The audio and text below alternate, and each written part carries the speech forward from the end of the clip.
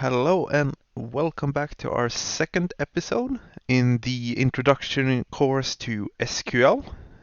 Today we're going to be talking a little bit about relational algebra that we might use in SQL, and we're going to look at a few examples of these. So as you remember from way back in the beginning of the course, a relation is a chart or an entity, and a relation is made up of unique elements or attributes. These include primary key and foreign keys as well. So relational algebra is a formal language that we use to define different amounts of relations. This relational algebra is the basis of the SQL data manipulation language, and now we're going to be talking about a few of these operations today, and we're going to show how you can manipulate data in one or more relations. Selection is where you select a single attribute to make a pool from. However, selection pools that entire entity occurs based on this one selection. So if we were to want to show everybody making about, let's say, $4,500 a month, we would be performing a selection to pull out information about these individuals. So, for instance, let's show how we do this. We start by using the select form, and we're going to choose everything from employee. Now here on the left you'll see under employee in the columns we have an employee ID, a position, but we also have a salary. So here we say that we want to pull everyone where salary is above 4,500. And then when we run that, salary, my bad. There we go. When we run that, you see that we have 3 employees that has a salary above 4,500 a month. All of these are sales rep in our company, but this is useful as well as if we just wanted to show everybody making less than 4,500 a month. We can switch the side and we see that mechanics and receptionists are making less than our salesmen. Now, projection, on the other hand, selects a few attributes to pull from the record, such as name and address, and it will show all of these in the database to the user. Now, most of the time we tend to combine a selection with a projection, which means that we select what we want information about and we project how we want that information shown. So we might want to pull, let's say we want to go into users, and now we want to see what's the first name, last name of our employee ID number 12. So then we will go like first name, last name from users, and then we tack on our selection. We'll do where user ID equals 12.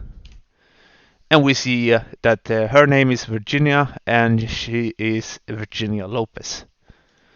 So this is where you combine a selection process that pulls everything and then a projection process that says we just want to do these 2 columns. We're going to talk about the Cartesian product. Now this is where we take 2 entities who are not related for foreign keys and we push them together, which creates the result that we take all the rows from the first entity and we match them up against all the rows from the second entity.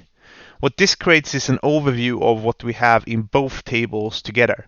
Now this happens when there is no direct relationship between the 2 tables, and so to try and wrap our heads around this, we're going to go through an example of this together. So let's look at this. Maybe if we want to do first name, last name, and then match it up against, I don't know, color from our vehicle database. We will do like this. And then we got all of the colors. So first we have white, and it's going to match up everybody against a white car. And then we start over by black again, so you see Logan Smith is over there, and Logan Smith is over here. Now, what this does is it joins together what you've chosen to join together through your select or projection phase. So your first name and last name and a color. Now, this might as well just be like a registration number. We can change that to then match each and every single user into a registration number. So you'll see as it changes as we go down the list. All of this information is pretty useless to us, but sometimes it can be useful to match things up to see if you don't particularly if you don't have like a large table, it might be useful. Right, so the next thing we're going to look at is the join statement.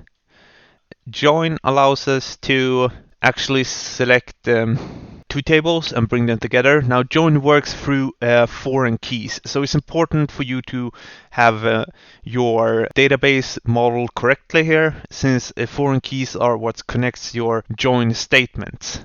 So here on the screen, as you can see right now, we have a statement that says select and then everything from users, but we then also tell the database to join in customer. And what we mean by this is to join in the table label customer.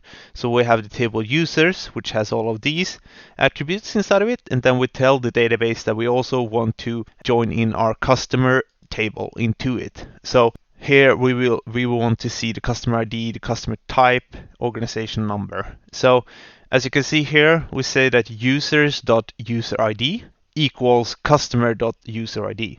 What this means is that where our user ID is number 10, we want the customer user ID to be number 10.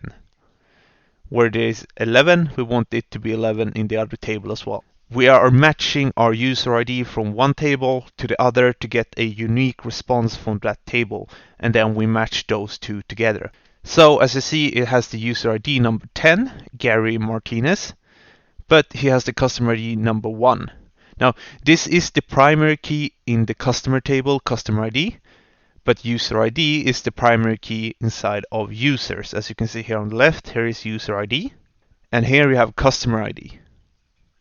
And here user ID is a foreign key inside of the customer table. So there are a number of different types of join. We have left, right, full outer or inner join. I am going to be creating episodes on these classes further down the line. And so if you're interested in learning more about the specific join command, which can sometimes be a bit tricky, just stick around and that video is going to come up within a week or so. Now there are a few other relational algebra that we're going to talk about. It's union, intersect, or except, as you can see here in my error message. So what these three do is that they line up one table to another table, but a prerequisite for this is that both tables need to have an equal number of attributes inside of it. Alright, so here we have chosen to select first name and user ID from users, and then we also chosen it for to unionize with customer type and customer ID from customer. So as you see here, we have Logan and user ID number 1, and we have that it's a private customer, and it has the user ID number 1. So what this does is it's combined two tables into one. It does this by creating one table without any doubles in it. So if you have two tables that are sort of overlapping, this can be a very good idea to use the union expression to combine these tables and see these results without any duplicates inside of it. An example of this would be like if you wanted to see what customers we have in a store that's unique, but we want to remove all those that are employees. We would maybe utilize union between the customer table and the employee table to see which unique characters we have. We also have a clause that says set difference. Now this operation set difference will show the difference between two tables, and the same constraint that we put into union needs to be respected in this operation as well. The attributes need to be matching, and so the results will be that those records that exist in the first table but not in the second table are going to be shown, and all other tables is going to be omitted from the query.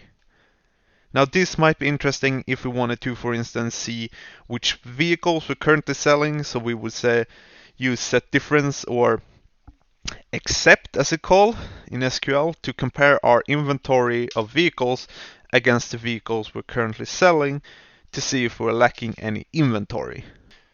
So if we do this except, that we say that we want to select all user IDs from users, except the user IDs that are in customer, we will see that we have 9 user IDs, And these user IDs are those people that are inside our employee table. So all of the other 200 or something user IDs that we had now been omitted from the query, and we only list those that are not customers. And the last one we're going to use is intersection. This identifies the rows that exist in both tables, and the result will show what is common for both tables. An example of this would be like if we just change this to say intersect, it's going to show us all of the user IDs that are inside of users and customers. So if we execute this, you see that it starts on user ID number 10. This is because the other 9 before this, it belongs to employee. So if we were to change this into employee here, we would have the same list that we had before, which is number 1 through 9. So what this does is it shows where there is a match. And so with that said, I would like to thank you for watching this video as well. And in the next episode, we're going to be looking at how we can implement our database and start to create tables in our database. So I'll see you next time, and thank you for watching.